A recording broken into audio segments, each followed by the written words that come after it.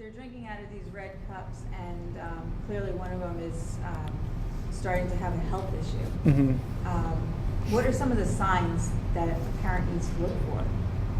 So the problem with young, inexperienced drinkers is when they drink in an excessive amount, well, maybe not even an excessive amount, a volume too quickly.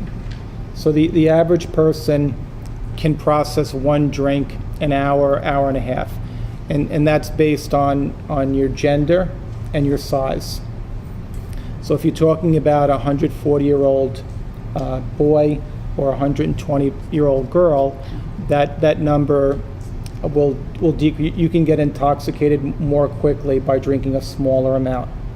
So these children get into trouble when they drink too much in a short period of time. And that's when their decision-making skills fall. And that's when you'll have significant problems. And that's what we see in the ER. Most children that come into the emergency room drank too much too quickly and have unbelievable alcohol levels. Besides throwing up, what are some of the other signs that an adult should look for in a child that's drank too much? An unsteady gait, different behavior than the norm, being more bold. I think it's you have more muscles when we you... call them beer muscles. Beer muscles, right. They get a little bit more violent. It's a change in behavior, Aggressive. an unsteady gait. I mean, it can progress to more serious symptoms. Sergeant Ellsworth, next question to you. In the same scenario, they didn't get the cups at your house. They obviously didn't get the liquor at your house, but they are at your house drinking. And there's a knock on the door and it's the police. How liable are you? Oh, man. I think my kids would be in a lot of trouble to start. We'll start right there. But more than that, it's parents need to understand that regardless of whether they say they don't know or whether they actually don't know, they are still responsible for everything that takes place in their home, for every guest that's in their home. The social host law that's in place, Westchester County had signed that years ago, and makes every that homeowner responsible. Not only there's not only criminal liability, there's civil liability in place. That the family of that young person, if that young person were to be hurt, injured, or if they cause damage to somebody else's car or home, they can go after you, because you were the one, or your home was the place where that young person got intoxicated at. And then there's there's a bunch of different laws in place, and again, the purpose of this is not to scare anybody into doing the right thing. I mean, if that's what happens, it's what happens, but you should be educated and understand the realities of what can happen to you. There's a criminal liability for endangering the welfare of a child, someone that 17 or younger, if you do something to endanger their physical, mental, or emotional well-being. If you do in fact provide the alcohol to someone, that the unlawfully dealing with a child comes into play.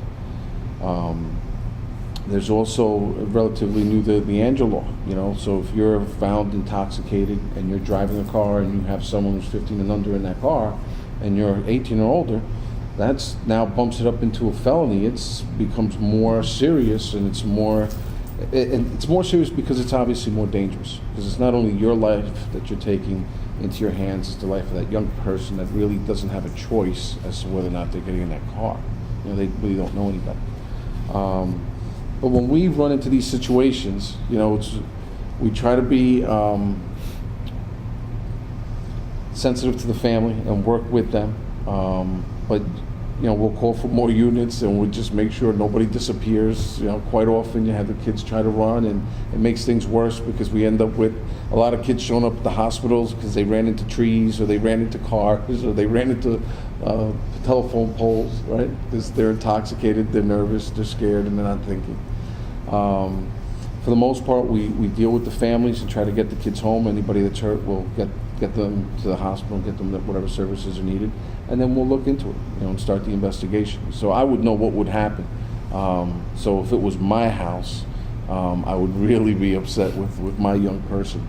And it's interesting the way this starts. My daughter had actually asked me once, for her prom, about doing the party, and then after our conversation on our rules, that changed into, okay, I guess we're not having the party here, because it was just a little too strict, but, you know, that was just me and my particular situation, but, yeah. So I dropped my son off at college, and one of the conversations that I had with him was, I know you're a gentleman, you like to, make sure that girls are safe, but one of the things you have to be smart about here at college is if you're walking a girl back to her dorm, make sure that there's another girl with you, not a boy, because this could turn into 2 guys against 1 girl, especially if you guys have been drinking. Let's, be for real, at college they're gonna drink.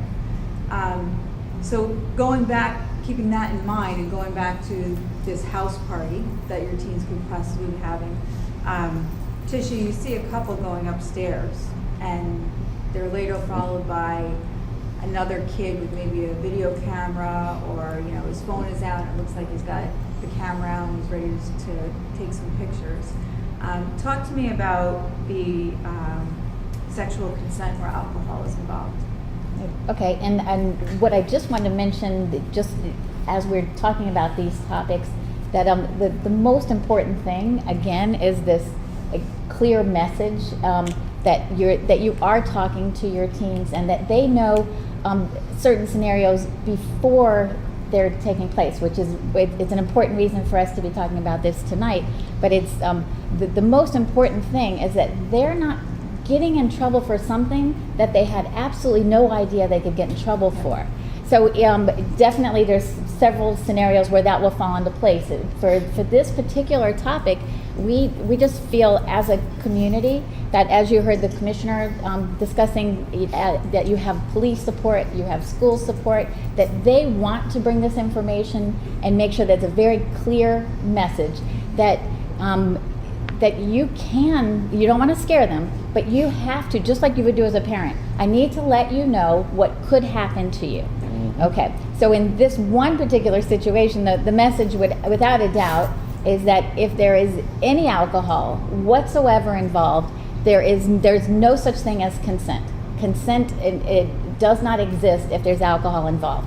And it's just so important that they understand the responsibility behind any decision to ever involve themselves with alcohol. So without a doubt, if you had, I think you talked about even possibly somebody with a camera, we've seen from college campus to college campus, and it's becoming younger and younger of a scenario that legally, and I know that Sergeant Munoz will attest to this, but this is now becoming something that you could be 18 years old and the rest of your life will be ruined because of possibly a scenario that involved 1 beer, because there is no such thing as consent.